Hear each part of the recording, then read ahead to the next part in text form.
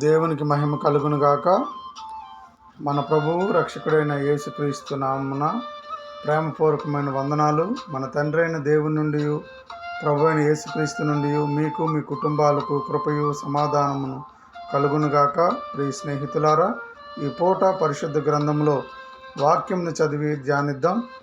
ఇర్మియా గ్రంథము 46వ అధ్యాయము 14వ వచనాన్ని చదువుకుందాం. మీరు లేచి ధైర్యము తెచ్చుకొనుడి. ప్రభు అయిన యేసుక్రీస్తు సిలువ వేయబడిన తరువాత శిష్యులందరూ యూదులకు భయపడి వారున్న ఇంటి తలుపులు మూసుకొని ఉండగా, యేసుక్రీస్తు వారు ఆదివారము సాయంకాలమున వారి మధ్యను నిలిచి, మీకు సమాధానము కలుగునుగాకని చెప్పెను. ఆయనను చూచి శిష్యులు సంతోషించిరి. తండ్రి నన్ను పంపిన ప్రకారము నేనును మిమ్మును పంపుచున్నానని వారితో చెప్పెను. ఇక్కడ మనం గమనించవలసిన విషయం ఏంటంటే, శిష్యులు 3.5 సంవత్సరాలు క్రీస్తుతో పాటు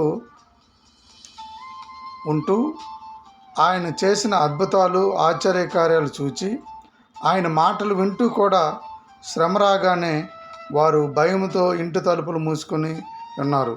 అయితే యేసయ్య వారిని ధైర్యపరిచి దేవుని సువార్తను ప్రకటించడానికి పంపించారు.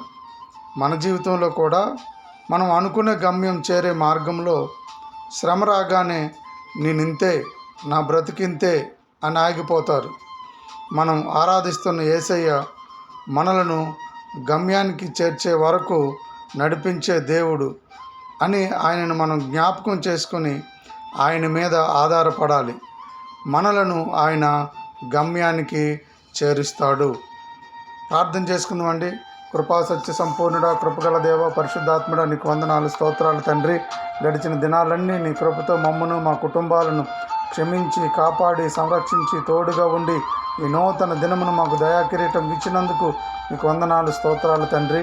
యేసయ్య, ఆదరణ లేని వారికి ఆదరణను, ఆపదలో ఉన్నవారికి మీ కృపను, అనారోగ్యంగా ఉన్నవారికి ఆరోగ్యమును, రక్షణ లేని వారికి రక్షణను, మారు మనసు లేని వారికి మారు మనసును దయచేయమని యేసుక్రీస్తు నామమున ప్రార్థన చేయుచున్నాను తండ్రి.